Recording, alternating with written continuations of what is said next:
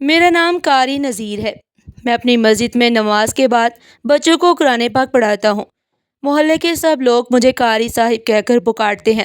ایک دن جمعہ کی نماز پڑھا کر میں فارغ ہوا تو ایک جوان لڑکا تقریباً 17 سال کا ایک عورت کو ساتھ لے کر مسجد میں آ گیا۔ اس عورت نے ایک کالے رنگ کا برقع پہن رکھا تھا مگر چہرے پر نقاب نہیں تھا۔ لوگ نماز پڑھ کر مسجد سے نکل رہے تھے۔ اس لڑکے نے مجھے سلام کیا اور میرے سامنے بیٹھ گیا۔ جب میں نے آنے کی وجہ پوچھی تو وہ کہنے لگا، قاری صاحب آپ میرا نکاح اس عورت سے پڑھا دے۔ اس کی بات سن کر مجھے بہت عجیب لگا کیونکہ وہ عورت اس کی ماں جیسی لگ رہی تھی مگر تھی بہت خوبصورت۔ میں نے اس لڑکے سے پوچھا کہ تم کہاں سے آئے ہو اور کیا تمہارے ساتھ کوئی گواہ بھی ہے؟ تو وہ کہنے لگا، ہمارے ساتھ کوئی نہیں ہے، ہم دونوں اپنی مرضی سے نکاح کرنا چاہتے ہیں، آپ کسی طرح ہمارا نکاح پڑھا دے۔ عورت نے بھی یہی کہا کہ وہ اپنی مرضی سے اس لڑکے کے ساتھ نکاح کرنا چاہتی ہے۔ دونوں مشکوک لگ رہے تھے، ایسے لگتا جیسے گھر سے بھاگ کر آئے ہوں۔ میں نے سوچا کہ اگر کل کو کوئی مسئلہ ہو گیا تو میں تو مشکل میں پڑ جاؤں گا، اس لیے میں نے منع کر دیا۔ تب اس لڑکے نے جیب سے 1-2 لاکھ روپے نکال کر میرے سامنے رکھ دیے اور کہا کہ آپ کو کوئی نقصان نہیں ہوگا۔ سچ یہ ہے کہ میں لالچ میں آ گیا اور نکاح پڑھانے پر راضی ہو گیا مگر میں نے شرط رکھی کہ گواہ لاؤ۔ وہ 1 گھنٹے بعد گواہ لے آیا اور میں نے ان کی موجودگی میں نکاح پڑھا دیا۔ نکاح کے بعد وہ دونوں چلے گئے۔ چند دن بعد ایک عجیب واقعہ پیش آیا۔ میں قبرستان گیا جہاں میں اکثر اپنے والدین کی قبروں پر قرآن پڑھنے جاتا ہوں۔ وہاں ایک قبر پر بہت سے پھول دیکھ کر میں رک گیا۔ ابھی میں فاتحہ پڑھ ہی رہا تھا کہ مجھے سسکیوں کی آواز سنائی دی۔ میں نے پلٹ کر دیکھا تو ایک عورت کالا برقع پہنے دیوار کے ساتھ بیٹھی رو رہی تھی۔ میں نے فوراً پہچان لیا کہ یہ تو وہی عورت ہے جس کا نکاح میں نے پڑھایا تھا۔ مجھے لگا شاید اس کا شوہر مر گیا ہے۔ وہ مجھے دیکھتے ہی بولی، تم نے مجھے برباد کر دیا۔ میں نے حیران ہو کر پوچھا، کیسے؟ تو اس نے کہا، میں زندہ ہوتے ہوئے مر چکی ہوں۔ اس نے روتے ہوئے کہا کہ وہ دوبارہ اس گھر میں نہیں جانا چاہتی اور مجھ سے درخواست کی کہ میں اسے اپنے گھر لے چلوں۔ وہ صرف خدمت کرے گی اور کچھ نہیں چاہتی۔ میں بہت الجھن میں پڑ گیا مگر حالات کو دیکھتے ہوئے میں اسے اپنے گھر لے آیا۔ میں اکیلا رہتا تھا، ایک ہی کمرہ تھا۔ میں نے خود باہر چارپائی پر سونے کا فیصلہ کیا۔ اس نے کہا کہ وہ صبح چلی جائے گی۔ رات دروازے پر دستک ہوئی۔ محلے کے چند بزرگ کھڑے تھے۔ انہوں نے کہا کہ ہم آپ کی عزت کرتے ہیں مگر یہ شریفوں کا محلہ ہے، آپ اکیلے رہتے ہیں اور آج آپ ایک عورت کو لے آئے ہیں، یہ قابل قبول نہیں ہے۔ یہ یا تو اس عورت کو محلے کے حوالے کریں یا فوراً یہاں سے بھیج دیں۔ سب محلے والے مجھ پر الزام لگا رہے تھے مگر میں نے ان کی بات سن کر ذرا بھی برا نہیں منایا۔ میں نے کہا، آپ نے تو میری مشکل حل کر دی ہے۔ دراصل یہ مجبور، بے بس اور لاچار عورت ہے جسے میں بڑی مشکل اور بڑی مجبوری میں اپنے گھر لے کر آیا تھا۔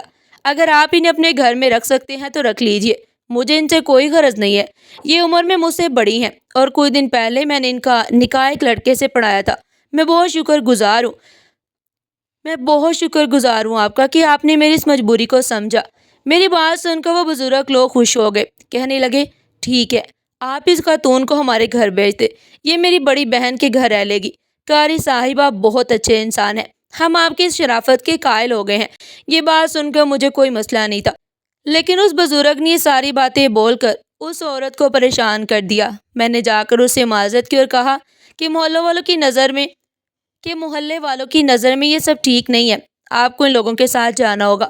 وہ بڑی بے دلی سے اٹھی اور ان کے ساتھ چلی گئی۔ اس نے مجھ سے کوئی گلہ شکوہ نہیں کیا لیکن مجھے اس کا احساس تھا۔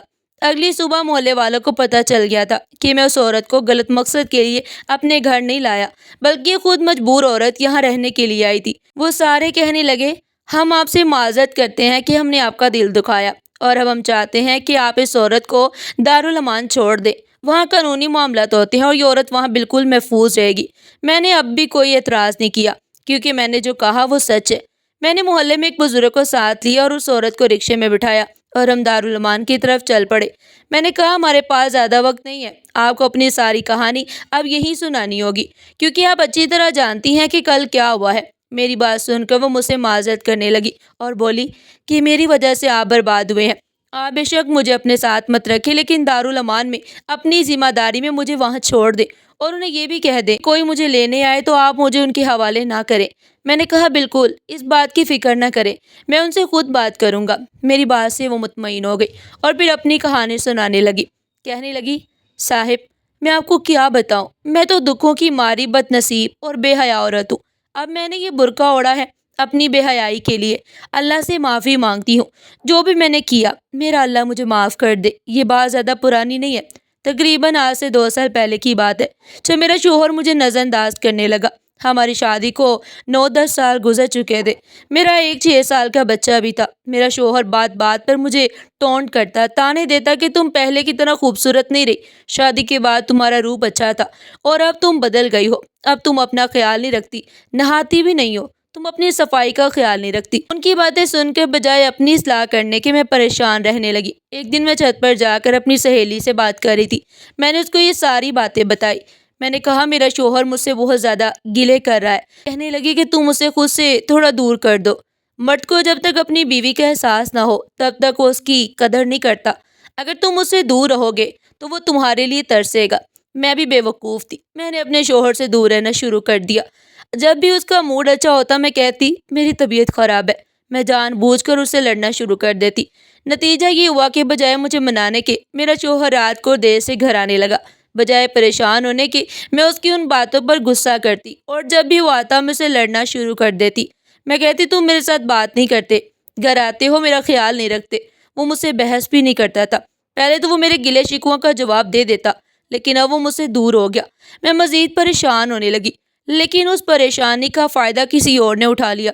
ایک دن میں اسی طرح رو رہی تھی کہ میرا 16-17 سالہ دیور میرے پاس آیا اور کہنے لگا بھابی، بھائی تو آپ کو بہت زیادہ نظر انداز کرتے ہیں، یقین جانیں وہ بھائی کسی عورت کے چکر میں پڑے ہوئے ہیں۔ میں نے 2-3 باتوں کے ساتھ پوچھا کہ وہ کہاں لے جاتے ہیں۔ دیور کی بات سن کر بدن میں آگ لگ گئی۔ بجائے مجھے منانے اور مجھے صلح کرنے کے وہ دوسری عورتوں کے چکر میں پڑ گئے تھے۔ میں نے کپڑے اٹھائے اور بیٹے کو شوہر کے پاس چھوڑ کر اپنے میکے چلی گئی۔ وہاں جا کر میں نے کسی کو کچھ بھی نہیں بتایا، لیکن شوہر کو صاف کہ اب میں آپ کے گھر نہیں آؤں گی جب تک آپ مجھ سے معافی کا معاملہ نہیں کر لیتے۔ وہ بھی نہیں آیا۔ انہوں نے مجھے منایا تو دور کی بات مجھ سے بات کرنا بھی مناسب نہیں سمجھا اور اس بات کا قصوروار بھی مجھے ٹھہرایا۔ میرے شوہر نے مجھے فون کرنا بھی چھوڑ دیا۔ تبھی ایک دن میرا دیور مجھے لینے کے لیے میکے آیا اور کہنے لگا بھابی، آپ کو ایک زبردست اسکیم بتاؤں گا، آپ کے شوہر سے صلح کراؤں گا، آپس میں رکاوٹ پیدا کرے، ایسا ہوگا تو آپ کی قدر کریں گے۔ آپ ایسا کرے کہ آپ بھائی کے سامنے مجھ سے بات کرے، وہ آپ کی قدر کرے گا۔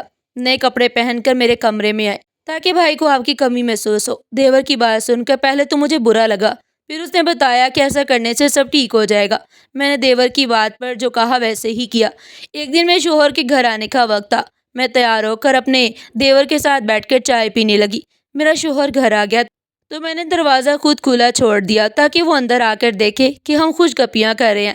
بس پھر کیا تھا، میرے شوہر نے جب یہ منظر دیکھا تو آگ بگولا ہو گیا۔ اس نے اپنے چھوٹے بھائی کو مارنے کی کوشش کی، دونوں بھائیوں میں لڑائی شروع ہو گئی۔ چھوٹے بھائی نے بڑے بھائی کو اتنی زور سے مارا کہ وہ موقع پر ہی دم توڑ گیا۔ میں یہ سارا منظر دیکھ کر تڑپ گئی۔ سوچا نہیں تھا کہ یہ ہو سکتا ہے، میرے ذہن میں کچھ نہیں آ رہا تھا، میرا ذہن غنودگی میں ڈوبا جا رہا تھا۔ پھر 4 مہینے گزر گئے، میری عدت کا لمحہ بھی گزر گیا جو بہت تکلیف دیتا۔ میں نے اپنے شوہر کو کھو دیا۔ میں گناہگار عورت بن گئی جس نے اپنی بے وقوفی اور بدتمیزی سے اپنا گھر اجاڑ دیا۔ اس کے بعد میرے دیور نے کہا بھابی، اب آپ کو مجھ سے نکاح کر لینا چاہیے، ورنہ اس گھر میں رہنے کا کوئی جواز نہیں بنتا۔ میں بھی اپنے میکے واپس نہیں جانا چاہتی تھی۔ میں نے اپنے دیور سے نکاح کرنے کا فیصلہ کیا۔ ہمارے نکاح کو خفیہ رکھا گیا۔ اس نے پہلے بھی سب کو یہی کہا تھا کہ میرا شوہر ایکسیڈنٹ میں فوت ہوا ہے، میرے پاس کوئی اور راستہ نہیں تھا۔ ہم نے آپس میں نکاح کر لیا۔ میں اس کی بات سن کر حیران ہو گئی۔ وہ اپنے نکاح کو کبھی لوگوں کے سامنے نہیں لاتا تھا، لیکن اس سے پہلے کہ میں اس کے ساتھ شادی کر کے خوش رہتی، جس دن نکاح ہوا مجھے اس کی شکل میں ایک عجیب سی شیطانی مخلوق نظر آنے لگی۔ میں نے بہت بڑا گناہ کیا تھا اور میرے دیور نے مجھے پانے کے لیے یہ سب کیا۔ دیور کی شروع سے ہی مجھ پر بری نظر تھی۔ میں اس دن دیور کے گھر سے بھاگ آئی تھی، وہ بھی میرے پیچھے بھاگا تھا۔ میں سمجھ گئی تھی کہ میرے رب کا عذاب ہے جس نے میرا سکون چین چھین لیا۔ دل برداشتہ ہو کر میں گھر سے باہر نکلی۔ میں سڑک پر بھاگ رہی تھی اور دیور میرے پیچھے تھا۔ تبھی سڑک پر بھاگتے ہوئے وہ ٹرک کے نیچے آ گیا اور اس کی موت ہو گئی۔ میں بھاگ کر قبرستان گئی۔ میں بہت ڈر گئی تھی۔ میں نے آپ کو جھوٹ کہا تھا کہ وہ زندہ ہے۔ میرا شوہر اور دیور دونوں مر چکے ہیں اور اب میری باری ہے۔ میں خود کو بہت گناہگار سمجھتی ہوں، عمر بھر توبہ میں گزارنا چاہتی ہوں۔ اس عورت کی بات سن کر میں خاموش ہو گیا۔ مجھے وہ آیت یاد ہے جس کا مطلب ہے کہ انسان خسارے میں ہے، بے وقوف اور نادان ہے، وہ شیطان کی چالوں میں بڑی آسانی سے آ جاتا ہے۔ میں اس عورت کو دارالعرمان میں چھوڑ کر واپس آ گیا۔ آخر میں بس یہی کہوں گا کہ اللہ تعالی ہم سب کو راہ راست پر چلنے کی توفیق عطا فرمائے، آمین۔ ناظرین، آپ کو ہماری آج کی کہانی کیسی لگی؟ کمنٹ سیکشن میں اپنی قیمتی رائے کا اظہار ضرور کیجیے گا، اور اس طرح کی مزید سبق و مسکانیں سننے کے لیے چینل کو سبسکرائب کریں، ویڈیو کو لائک کریں اور زیادہ سے زیادہ شیئر کریں۔ پھر ملتے ہیں ایک نئی کہانی کے ساتھ، تب تک کے لیے اللہ حافظ۔